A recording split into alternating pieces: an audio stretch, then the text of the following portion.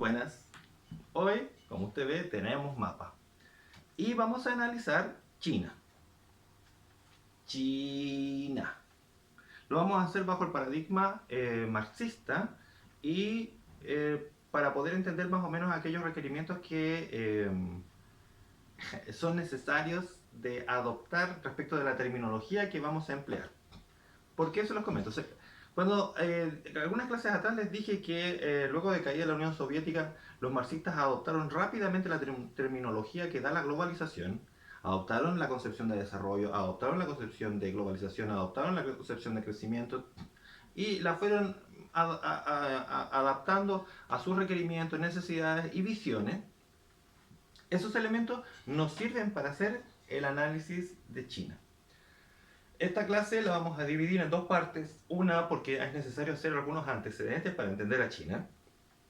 Y dos, para analizar China propiamente tal desde los aspectos geográficos y su concepción de apropiación territorial. ¿Cómo entendemos China? Primero hay que salirse de los esquemas que nosotros tenemos tan asociados desde Occidente. China es la representación de Oriente, es el Imperio Medio, la Tierra Media, la verdadera Tierra Media. Usted me va a entender. China viene creciendo económicamente desde hace 40 años y viene creciendo a un ritmo muy alto. El primer antecedente que usted tiene que tener en cuenta es que es la primera vez que un país no occidental en los últimos 200 años tiene una posición de primacía, hegemónica, principalmente estratégica, producto del enorme crecimiento que tiene. Algunos datos de China. Usted ya sabe que tiene 1.400 millones de habitantes. Tiene como país más de 9 millones de kilómetros en superficie territorial. Para que tenga la concepción, ¿cuánto tiene Chile? 700.000, sumando todo 1.400.000. Y así con la Antártida y sumando el mar territorial llegamos a los 2 millones. ¿Ya? Pero la realidad es que ocupamos 700 y tantos mil de ese territorio. ¿Ya? China tiene 9 millones. 1.400 millones de habitantes. ¿Ya? El volumen de China hace que nosotros tengamos que considerarlo gigantesco en todos los aspectos. Volvamos a China. El crecimiento chino en el último periodo, los últimos 40 años, al 5, al 6, al 7, al 8, incluso 2 dígitos de crecimiento, entendido como crecimiento económico, va a plantear que es la primera vez, como ya les decía, en 200 años, que un país no occidental accede a condiciones de primacía. De igual forma, es la primera vez que un país, en este tiempo China no alcanzaba a ser un país desarrollado, un país en vías de desarrollo, alcanzaba la primacía y tenía estos grados de crecimiento. ¿Cómo lo podemos considerar eso? Desde el punto de vista occidental, la visión que hay es que China giró hacia el capitalismo. En realidad lo que China ya adoptó de Occidente fue el libre comercio, ¿ya? Y es una de las expresiones más claras de comprobación de la teoría de Adam Smith sobre la riqueza de las naciones. China. Desde Occidente tenemos la visión que en la medida que los países se van adoptando ciertas pautas y normas capitalistas, se van occidentalizando. ¿Cierto? Pero en China no es así. En China eso no pasa.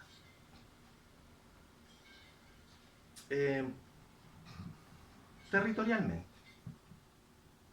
para el 221 a.C., la dinastía Qin va a ocupar una pequeña porción de China.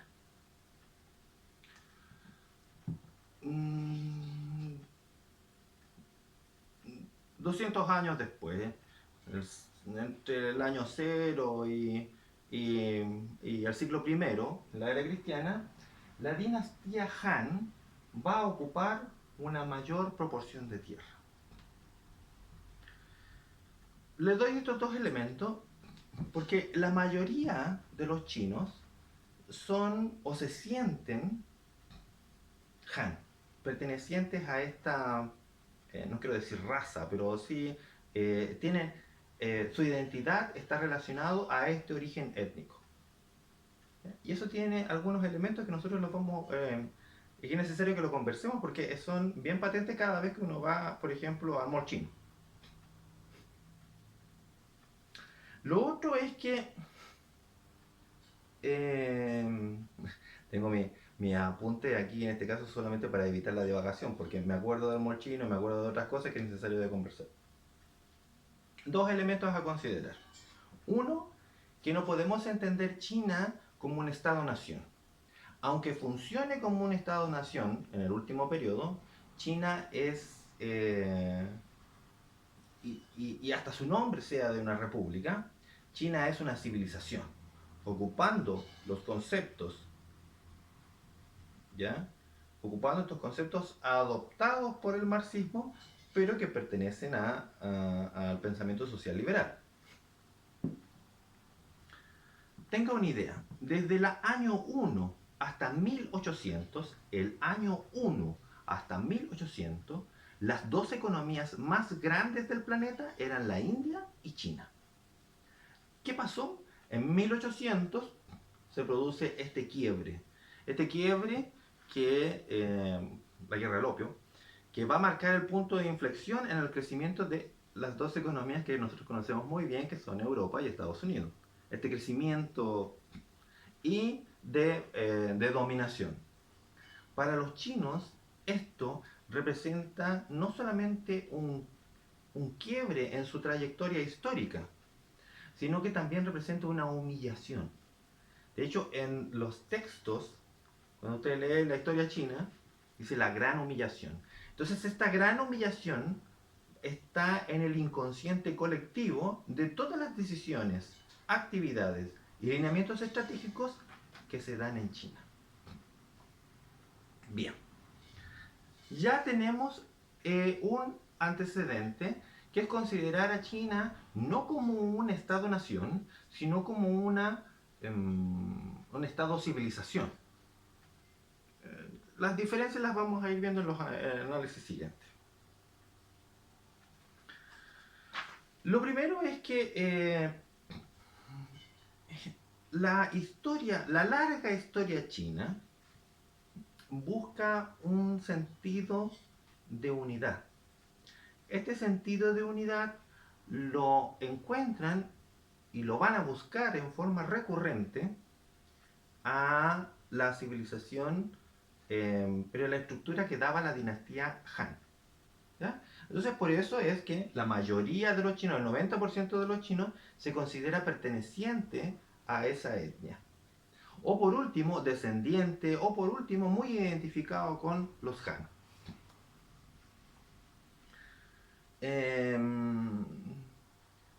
Un ejemplo. Cuando en 1997 Inglaterra entrega la isla de Hong Kong, la entrega de nuevo a China, Occidente pensaba que lo que iba a hacer China iba a tener un comportamiento imperialista sobre Hong Kong. Pero ¿qué hicieron los chinos? Los chinos dijeron, muy bien, vamos a tener dos sistemas. China va a ser el país, es decir, un solo país, pero vamos a tener dos sistemas. La mayoría de los países de Occidente dijeron, bueno, eso no va a funcionar. Pero funciona. Ahí tiene otro elemento, pero que tiene un carácter político. Es decir, es imposible en esta enorme extensión territorial dominarlo desde un solo punto, que es Beijing, su capital. Entonces, por lo tanto, la división provincial, aquí me estoy pasando a otro tema que lo deberíamos ver en las clases siguiente, tienen caracteres de sistemas independientes. ¿Ya? Bueno, el sistema de unidad obviamente lo da el Partido Comunista Chino, pero eso es ahí algo que tendríamos que conversar con mayor detenimiento. Entonces, nosotros en Occidente funcionamos con siempre pensando conscientemente de que tenemos un país y que en ese país tiene que haber un solo sistema. Un solo sistema de gobierno, un solo sistema de ordenamiento, un solo sistema de relaciones, porque eso genera justamente la costumbre, la cultura y nos va haciendo parte del territorio. ¿Ya? En China no es así.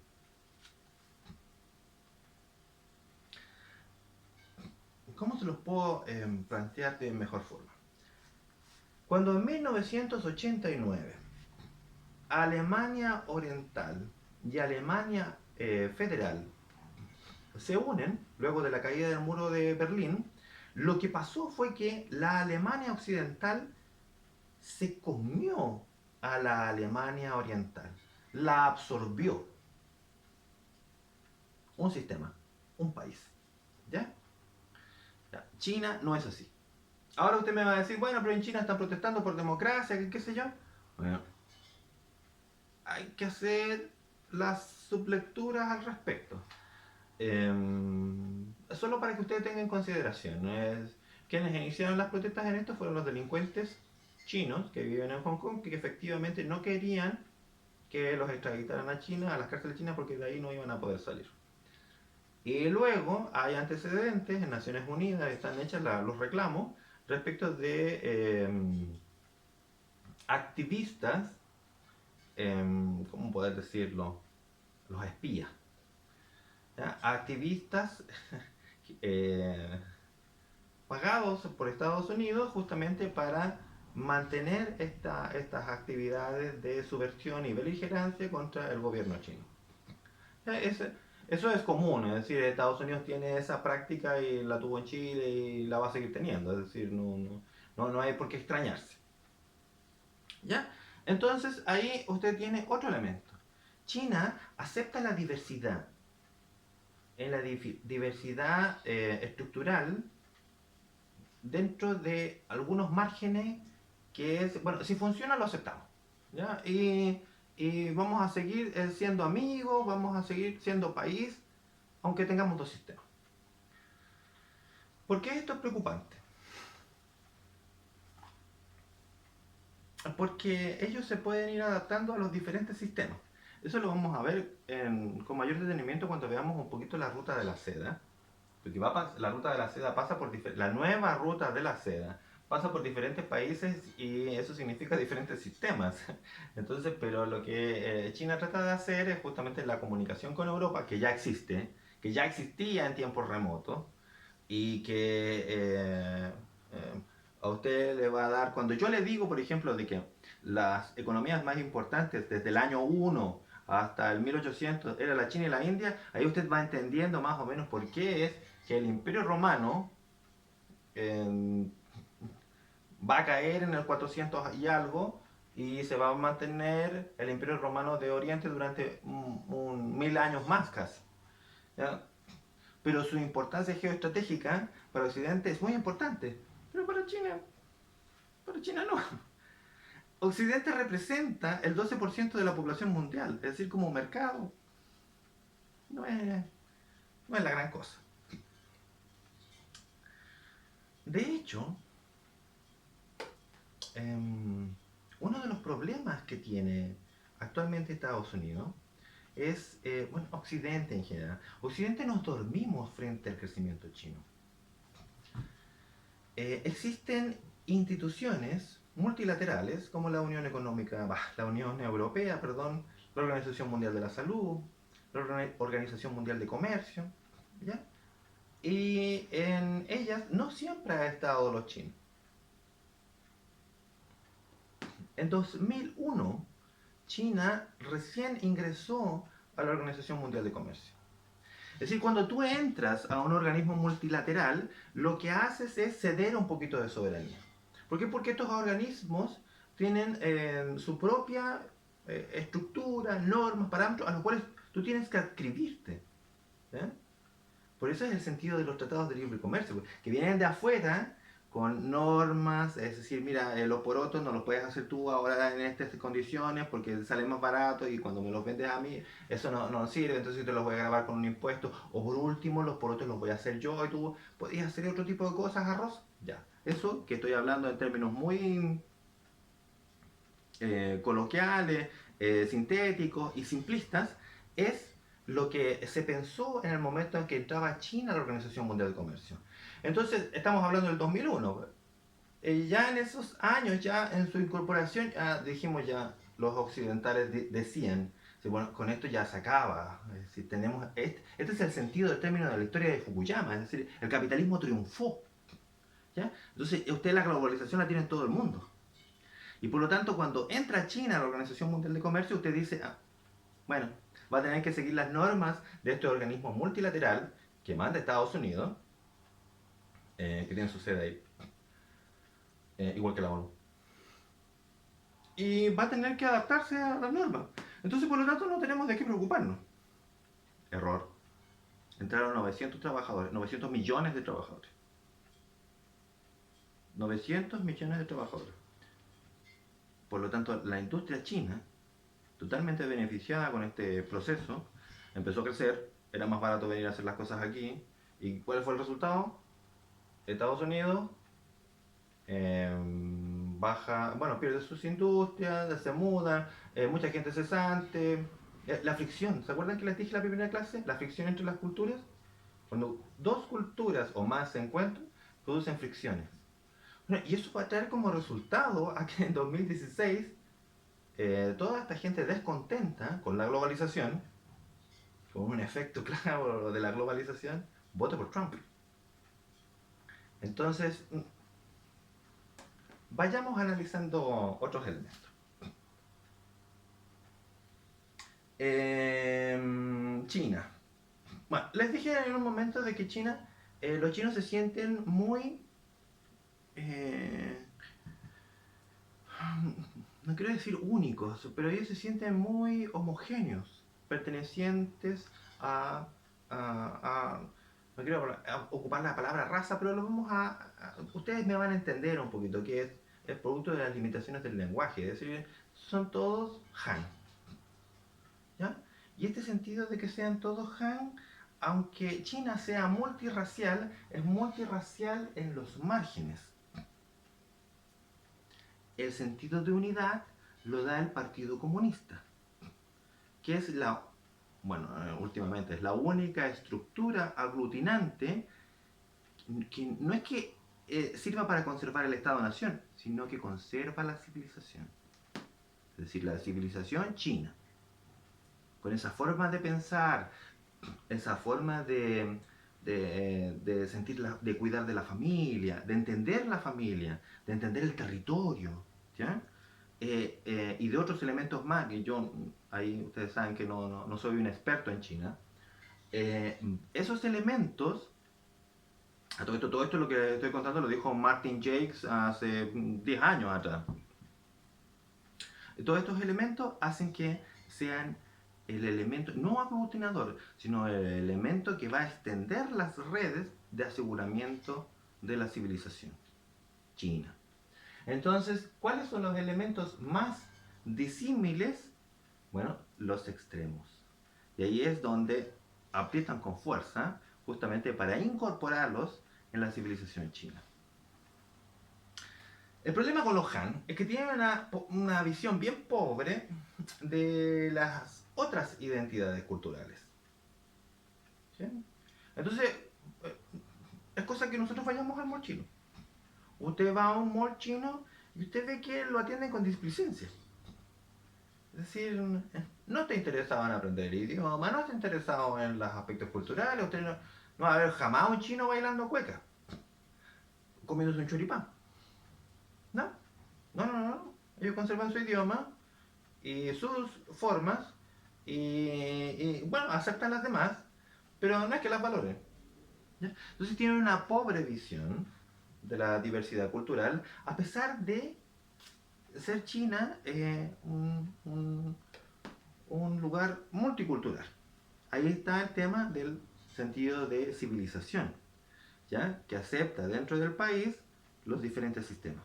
A eso me refería con el tema de los sistemas, ¿ya? Estos sistemas que pueden ser de diferencia cultural, diferencia lingüística, diferencia étnica, política, y que tienen una repercusión territorial. Es decir, estas formas culturales diferentes tienen una expresión político-territorial también diferente. Bueno, eso los chinos lo entienden, lo aceptan y lo incorporan. Y bueno, un tercer elemento es la relación que tienen los chinos con el Estado. ¿Ah? Pero el Estado entendido como la organización política de la nación. Es decir, ya tú te das cuenta de que si todos se sienten pertenecientes a una sola raza y se identifican con esta eh, estructura étnica, quienes aseguren la mantención de esta estructura, me refiero al Estado, van a ser muy validados por la población. La mayoría de los chinos confía plenamente en sus estructuras políticas.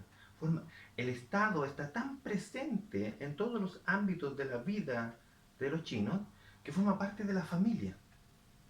¿Ya?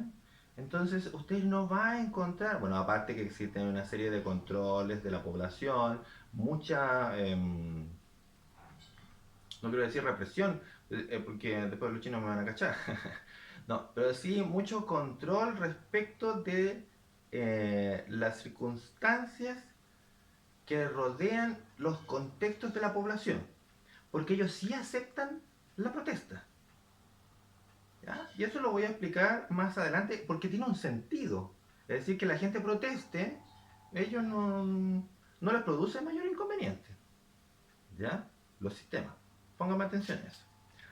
Entonces, el Estado chino, esta fuerza política, el gobierno, goza de autoridad. Es decir, y esto es algo que es común en los países de Oriente.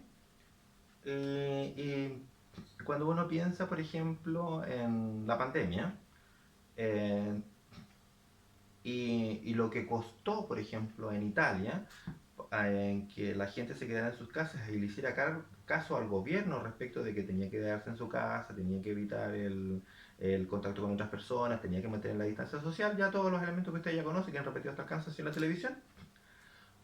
En Italia, ya igual que en Chile hoy, eso no se hizo caso. ¿Por qué? Porque los gobiernos no están del todo validados. ¿Para qué decir el gobierno chileno? En algún instante Piñera llegó al 6%. Cuando empezó la pandemia estaba en el 12%. Ya ahora supuestamente está llegando al 20%. Hoy hay 2000 y tantos muertos en Chile.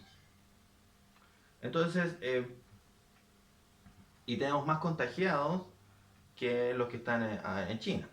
Ahora hay que hacer dos apreciaciones al respecto. China es una dictadura. Entonces, por lo tanto, las cifras que entrega merecen siempre una segunda opinión. Y es necesario buscar otras fuentes de información para contrastar la información. Sin embargo, lo que sí es evidente es que ellos sí controlaron la pandemia. En un lugar donde viven 1.400 millones de habitantes. Entonces, pusieron a disposición una serie de elementos que los vamos a conversar en la próxima clase, pero que demuestran justamente, la gente se quedó en sus casas y se cerraron las ciudades, unos 2x3, que qué sé yo. Bueno, hay una serie de estudios respecto del secretismo con que se manejó al principio de la pandemia, la decodificación genética que se hizo, que no se entregó en el momento adecuado, quién la hizo, que era un chino, justamente tuvo consecuencias al respecto, ya. Pero nosotros nos vamos a remitir a los temas, en este caso, geográficos. Bien, entonces, la importancia que tiene para la población y la sociedad, es decir, la relación que tiene, la importancia que tiene para la sociedad el Estado es diferente a la que nosotros tenemos en Occidente. Porque el Estado es el guardián de la civilización. Entonces, tú no vas a ir a desafiar el poder del Estado porque estarías desafiando, estarías yendo en contra de tu propia civilización. Lo que hay en China, y porque sí hay protestas, no pocas, hay protestas, ¿ya? Pero esos tienen otro sentido. Y ya les dije, lo vamos a ver en una próxima clase. Entonces, para terminar, hacer una breve recopilación, ¿no? Para entender a China hay que entenderla en función de su contexto que da esta visión de nación-civilización. Ellos son un estado-civilización y nosotros somos un estado-nación. ¿Ya? Eso es como la primera, asociado a valores culturales. Eso es como la primera diferencia. La segunda diferencia es la noción de raza, es decir, el principio de identidad que ellos tienen respecto de, de sus concepciones étnicas. Y la tercera, el tercer elemento es la naturaleza del Estado eh, en la relación que tiene con la sociedad. Ya, en esos tres elementos usted va a entender más o menos, porque estudiar China no necesitamos 4 o 5 años o más, justamente porque la larga trayectoria que tiene. Y lo otro es que el que China esté creciendo hoy no es una anomalía. La anomalía es que los últimos 200 años China no haya sido el punto, enclave, dentro de los más importantes a nivel económico que tenía el planeta, que sí lo venía trayendo desde el año 1 hasta el 1800. No sé si se entiende. Ya, dejémoslo hasta aquí, ¿les parece? Porque es importante ver que a China vienen hablando de China hace harto tiempo. Napoleón ya decía que ojalá no despierte porque si no el mundo va a temblar. Halford Mackinder en 1904 ya decía China, cuidado con China. No recuerdo qué otros autores más, pero es necesario que le echemos una miradita. Ya.